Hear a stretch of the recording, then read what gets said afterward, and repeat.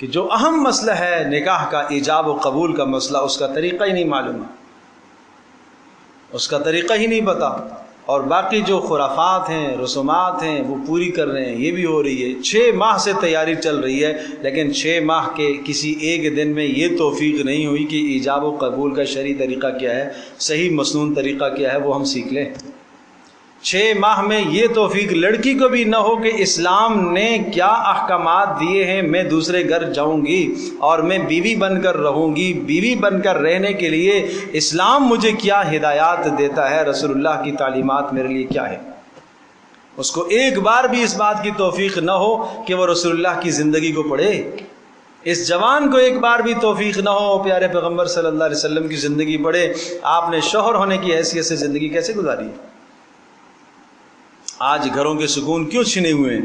اس لیے کہ اس سے ہم ناواقف ہیں۔ کل ہی ایک جگہ پر بیان کر رہا تھا، اور یہ بات میں نے وہاں عرض کی ہے اور یہاں میں پھر کہہ دیتا ہوں، پیارے پیغمبر صلی اللہ تعالی وسلم کی زندگی اگر آپ ان اصولوں اور فارمولوں کو اپناتے ہیں تو آپ کے گھر کی زندگی پرسکون بن جائے گی۔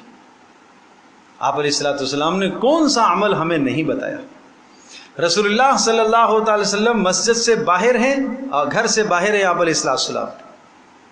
آپ نبوت، رسالت، کتنے بلند منصب ہیں، اور ہزاروں جان نثار ہیں رسول اللہ صلی اللہ علیہ وسلم کے سامنے موجود ہیں، اور پیارے پیغمبر صلی اللہ تعالی وسلم کے جوتے اور مسواک اٹھانے والے عبداللہ ابن مسعود رضی اللہ تعالیٰ عنہ اس خدمت میں متعین ہے۔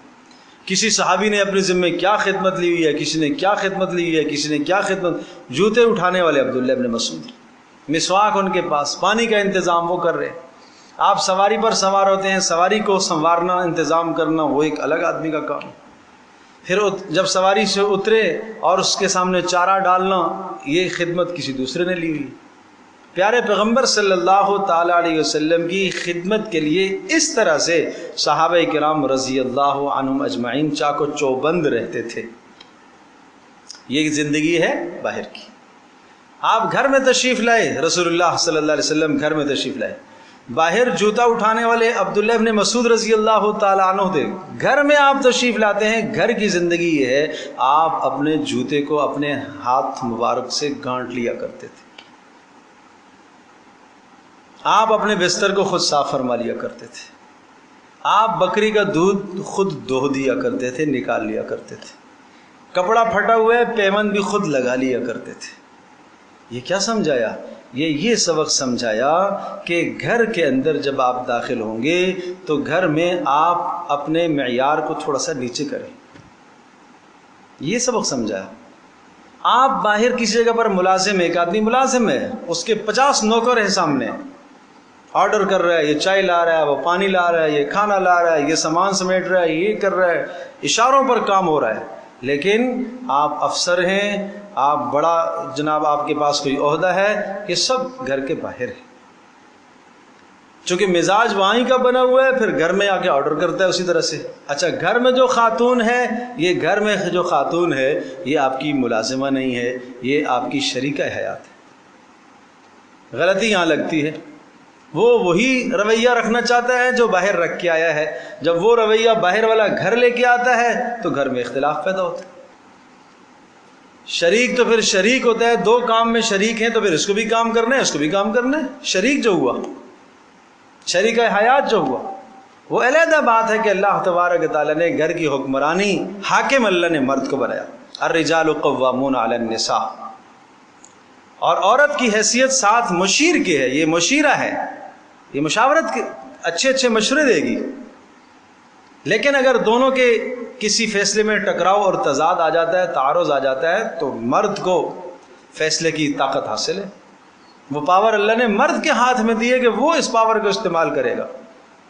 عورت کو تسلط کرنا مرد پر وہ جائز نہیں ہے کہ اگر مرد نے اس کی بات نہ مانی تو وہ بھرم ہو جائے، وہ غصے ہو جائے، میری بات ہی نہیں سنی جا رہی ہے، نہیں۔ اس لیے کہ اقتدار، گھر کا اقتدار حکمرانی کس کو ہے؟ وہ مرد کو ہے۔ ٹھیک ہے، تیرا کام ہے مشورہ دینا، مشاورت دے دو، اچھے سے اچھے مشورے کو دو، بہترین مشورہ دو، لیکن اگر آپ کے مشورے پر عمل نہیں ہو رہا تو آپ کو نالاں ہونے کی ضرورت نہیں ہے، آپ کو پریشان ہونے کی ضرورت نہیں ہے، اس لیے کہ جو آپ کا منصب تھا آپ نے پورا کر لیا۔ آپ کا منصب تھا مشورہ دینا، آپ کا منصب گھر کے اندر نفاذ نہیں ہے، نفاذ اس کا کام ہے، مرد کا۔ تو جب ایک آدمی دوسروں کے معاملات میں مداخلت کرتا ہے تو یقیناً نظام دھرم برم ہوتا ہے۔ پھر ایک کا جو اختیار ہے اس اختیار کے اندر دوسرا آدمی مداخلت کرتا ہے تو نظام دھرم برم ہے۔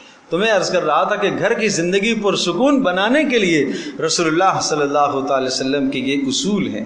آپ کی زندگی اس طرح سے گھر کے اندر گزرتی ہے۔ حضرت عائشہ رضی اللہ تعالی عنہا آپ علیہ الصلوۃ والسلام کی گھر کی زندگی اس طرح سے نقل فرماتی ہیں کہ آپ گھر میں عام آدمیوں کی طرح ہمارے ساتھ رہتے تھے، اور گھر میں آپ ہمیں قصے بھی سناتے تھے، اور گھر میں آپ ہمیں واقعات بھی سناتے تھے۔ پیارے پیغمبر صلی اللہ علیہ وسلم کی عجیب زندگی، اور ان سب باتوں کے باوجود فرمایا کہ جب اذان ہو جاتی ایسے ہو جاتے جیسے ہمیں جانتے ہی نہیں، ایسے اجنبی ہو جاتے تھے۔